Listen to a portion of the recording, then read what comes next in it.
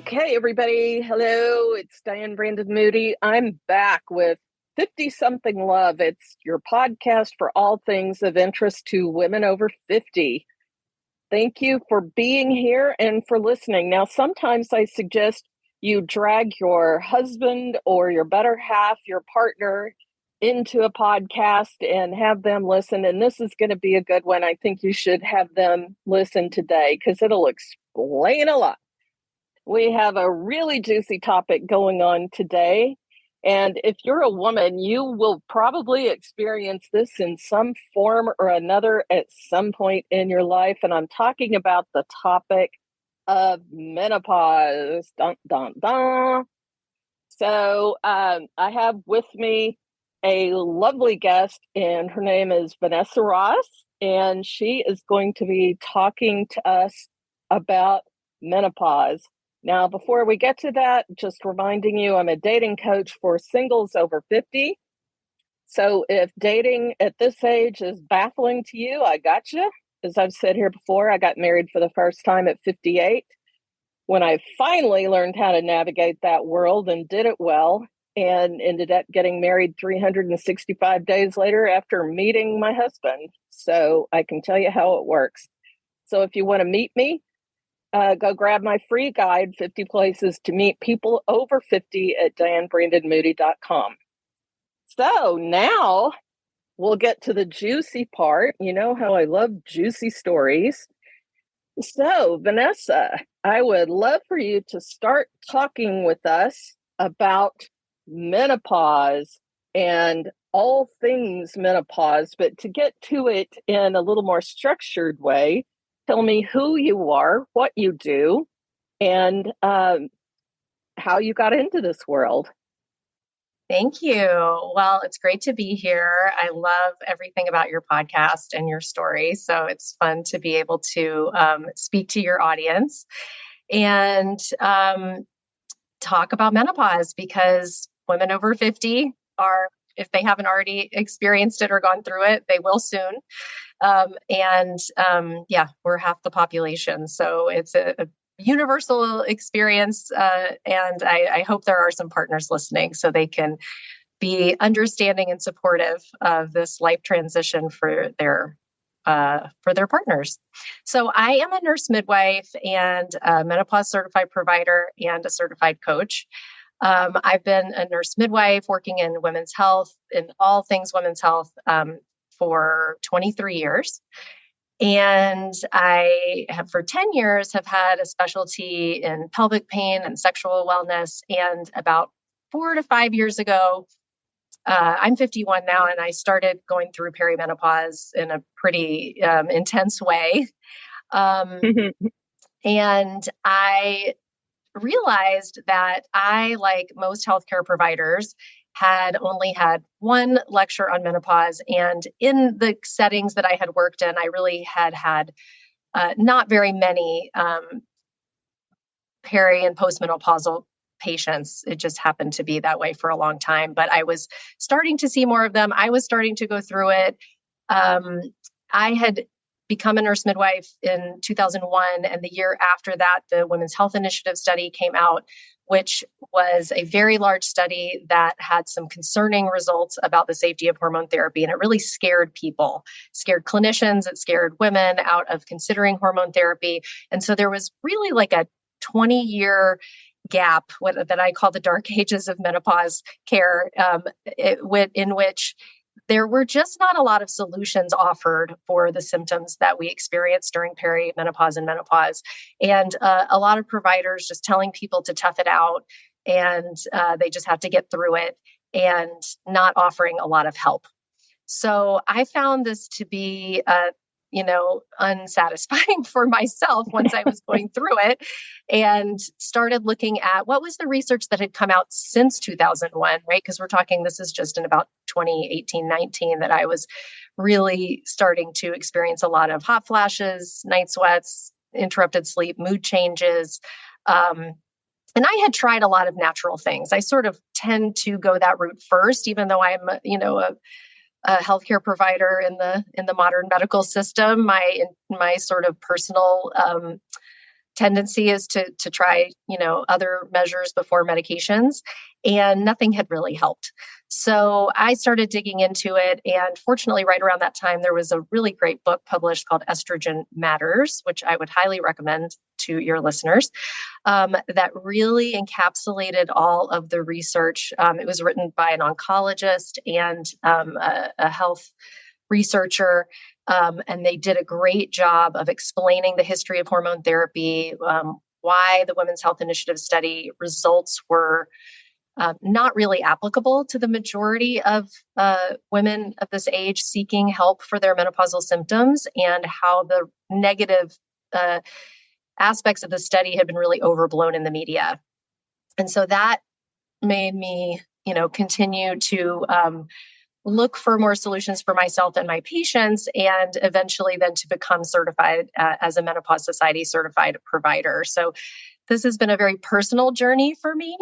And it's not that hormone therapy is necessarily right for every single person, but what I think is important for every woman who's going through menopause to get is accurate information, to get really good counseling and education about what the options are, how to feel better, how to be healthy at this time of life.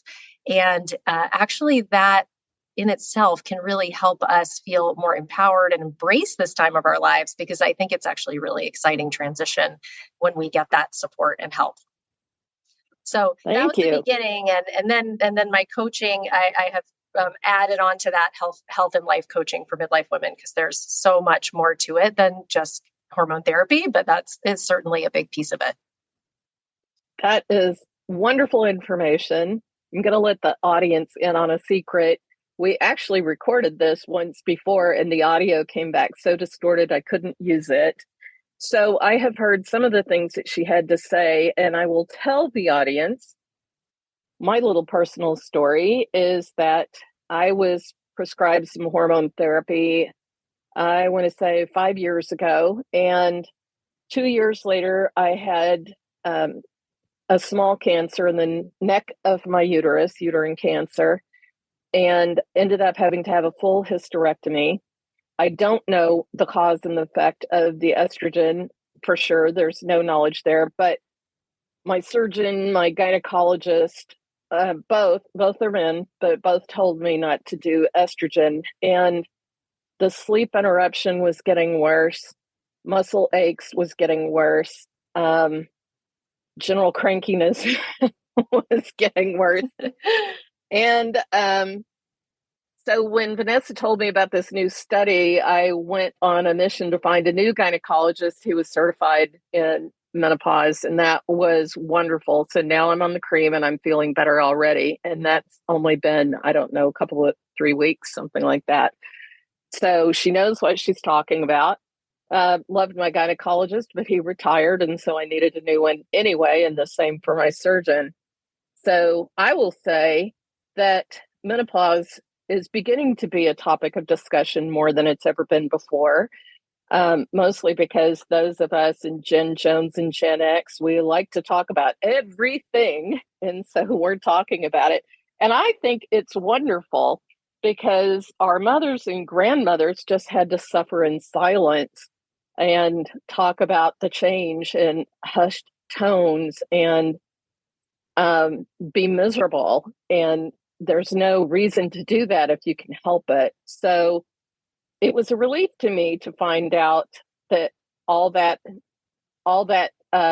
emotion was, I could blame at least some of it on menopause, and not just being an incredible asshole.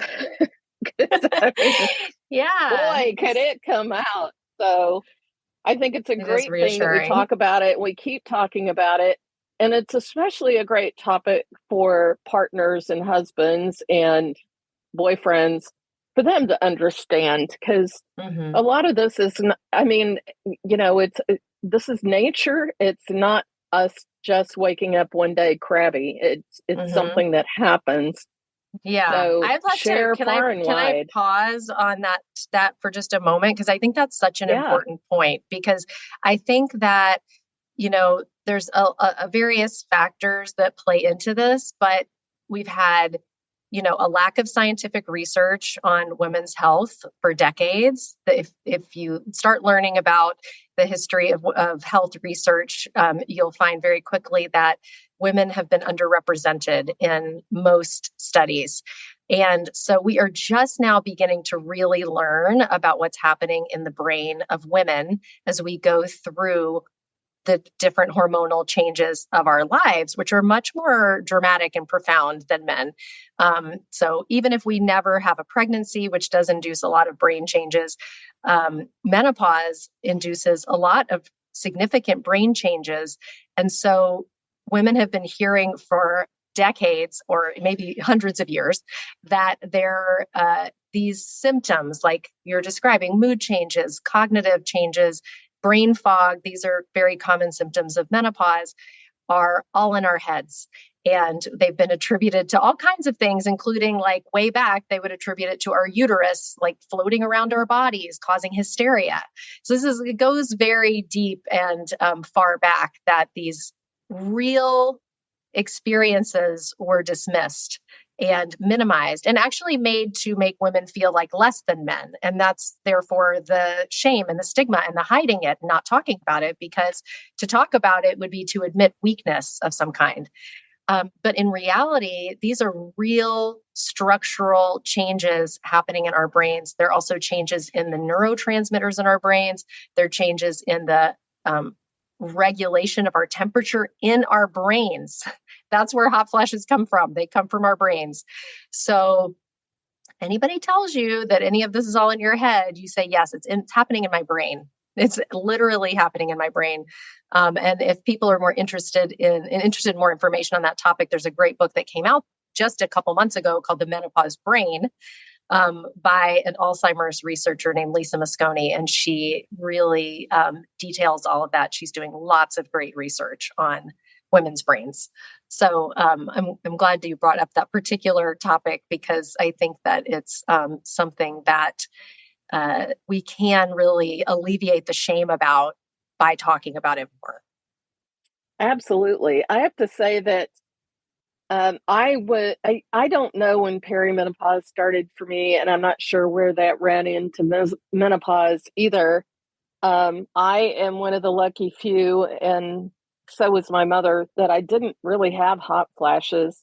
And that's not the only symptom by any means, but that's the one you kind of hear about the most, with women talking about, oh my God, I'm so hot. So I'm kind of unaware of when all that started. So, but knowing that, well, I don't have parts anymore, so we know we know and through that part of it. But anyway, just knowing that there are options is just amazing. And I do feel a little better. I look forward to feeling a lot better soon. So for somebody who eats pretty well, who exercises, all that jazz, it was very much dismayed to not be able to sleep or not be able to, or to be very foggy headed sometimes. That happens too. So this is all great information. So tell people where they would find people like you that are certified. So if you're looking for menopause care and you're considering hormone therapy, and you find that your regular provider, your regular gynecologist or women's health, provider does not seem very knowledgeable about it, or they're just telling you no, and you're relatively healthy, you don't have any contraindications, I would go on the menopause.org website of the Menopause Society, and they have a provider directory. There are also some very reputable telehealth platforms now specifically focused on care for women in midlife. So that's something else people can look for. There's one called MIDI, MIDI, and they actually take insurance also, and they're in all 50 states. And I don't have any particular personal affiliation with them, but I do know some of the physicians who started that practice. And I think that if you're not able to find someone physically close to you, that would be a good option as well. That's amazing. I took your advice when we talked last, and I looked all over the Dallas-Fort Worth area, was willing to go wherever I needed to, and I ended up in the exact same office as my former gynecologist. She was already there, and I had no idea. But That's I did great. have an appointment with her and liked her very much. And um, I feel I feel like I guess I'm probably understood a little better because she's probably in my age range, plus or minus a little bit, and probably dealing with some of that herself. So, aside from finding a good provider and perhaps getting hormones, what are some of the things you recommend to your clients? Like, what is it they can do to improve their midlife health wise that isn't hormone related? Yeah, there's a lot. I think that the hormone piece is just one piece of the puzzle. But midlife and menopause really are a time when we have an increased risk of chronic health conditions. Because menopause is really losing our estrogen in our bodies. So when our ovaries stop ovulating, they stop producing estrogen. That coincides with an increased risk of heart disease, partially because estrogen is actually good for the heart and protective of our blood vessels. So we have an increased risk of heart disease. There's can be increased inflammation in the body, increased risk of diabetes. We also can lose bone density and muscle mass from age and loss of estrogen. So it's a really important time to take stock of all of your your lifestyle, right? How are you living your life? How do you want to live for what can be 40 to 50% of your life? And so in order to stay healthy and active and mobile, I would say the number one thing is exercise. Doing regular exercise and specifically strength training or resistance training is so important for midlife and older women. Naturally, if we don't do that, we will lose muscle mass. We actually start losing muscle mass at age 30, after age 30, which is kind of shocking, but it's Wow, true. I had no And idea. that is just progressive as we get older if we're not doing something to maintain our muscle mass. And for sure, walking, biking, hiking, things like that, aerobic exercise is excellent and so important. But if we don't have any strength training, muscle building activities, then we will still lose muscle mass. And there's been many studies that have associated doing strength training with prevention or even reversal of cognitive decline. So even if our goal is really just our number one goal is like, I don't want to get dementia when I get older, strength training is what you want to be doing. And a very recent study actually showed that you need to do it at least twice a week. Usually for women over 40 or 50, it's recommended 2 or 3 times a week. But if you minimally 2 times a week do upper and lower body strength training, that is a really powerful way of maintaining your cognitive function, as well as your mobility, your not just your muscles, but your bone density, and your ability to just do your daily activities, do things that you love to do. So that would be number one. Number two, I think, is how we eat, right?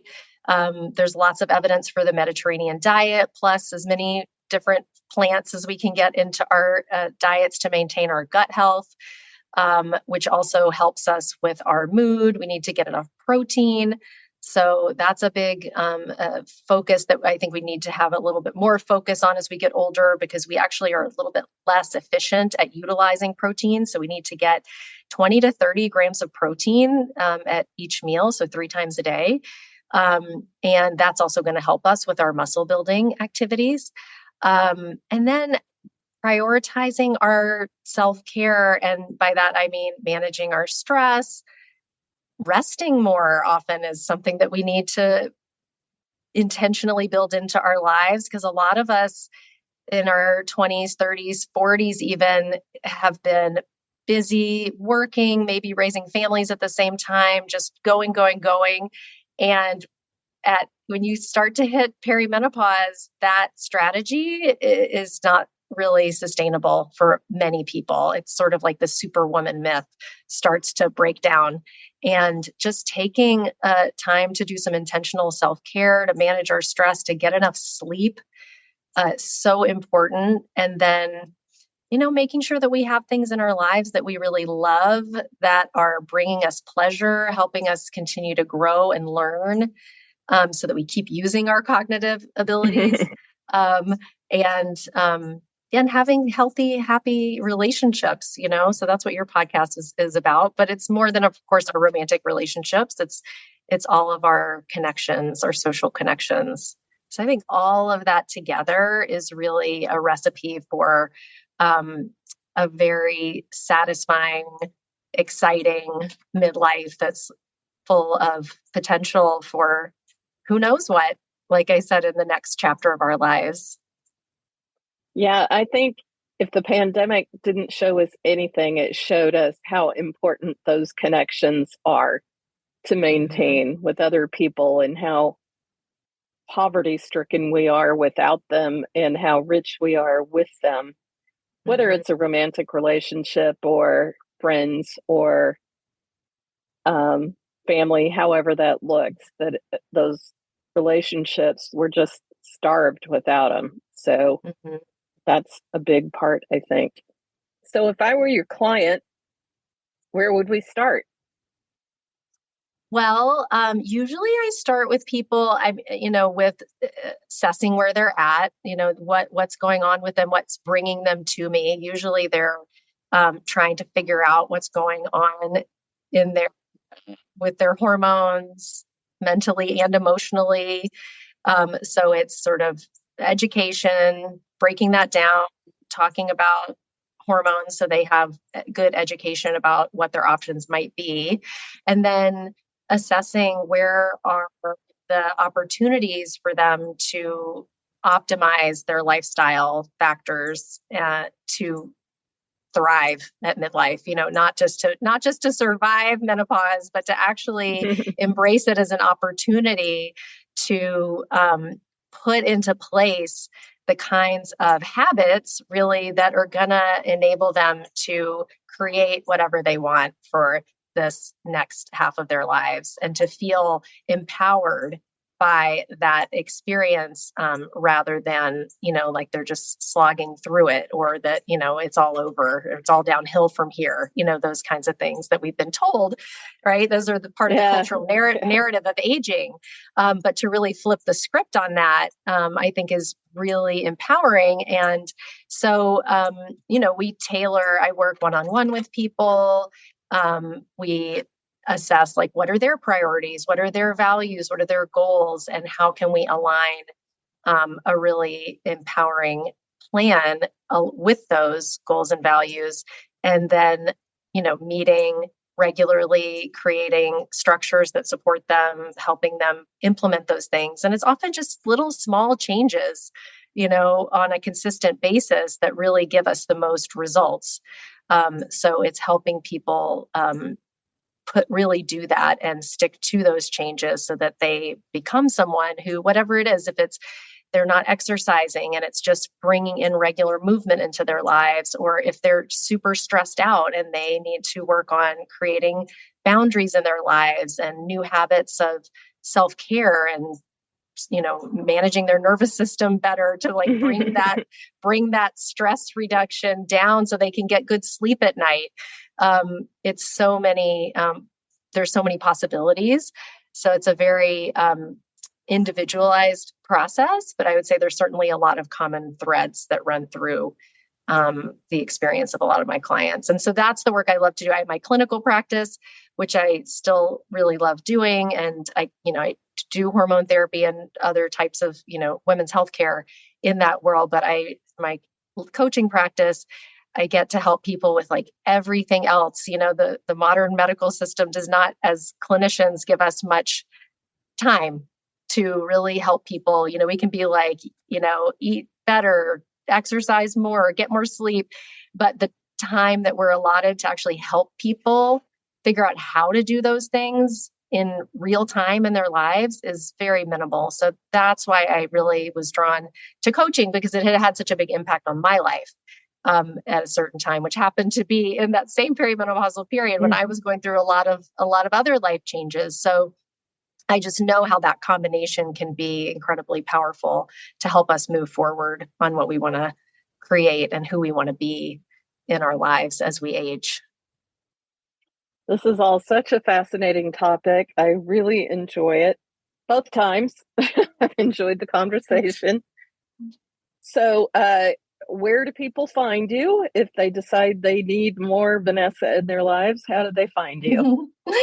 I would love that. I have a website, VanessaRossCoaching.com. I am on Instagram at Vanessa Ross Coaching, and I have a free menopause support call. If people, are interested in talking more one-on-one, they can book that with me on my website. I just finished up a course, so sometimes I'll probably have another one going soon. So there'll be that coming up on my, on all the places. And that's where they can find me. That's fantastic. I love it. VanessaRossCoaching.com. So I have a few rapid fire questions. Are you game for that? Yes, sure. All right. Fire away. Are you do you have a partner right now? Are you with somebody right now? Yes, I am. How did you meet him? Well, we both teach yoga and have been both practicing and teaching at the same studio for a long time. So we actually knew each other for quite a number of years before we were both free and available and started spending more time with each other actually during the pandemic. And we've been dating for 3 years now, a little over 3 years. Oh, so that's great. I love it. Yeah. And where's your favorite place to travel? Well, I love going to anywhere that they speak Spanish. I speak Spanish, and so I love to be able to be in Mexico or Central America. Haven't been to Central America in a while, but I spent a lot of time there in my younger years. And I have never yet been to Costa Rica, but that's someplace I want to go. So we were supposed to go in March, and my husband got COVID the day we were supposed to leave. So it's on postpone for now. We'll get there eventually. Yeah. What keeps you up at night?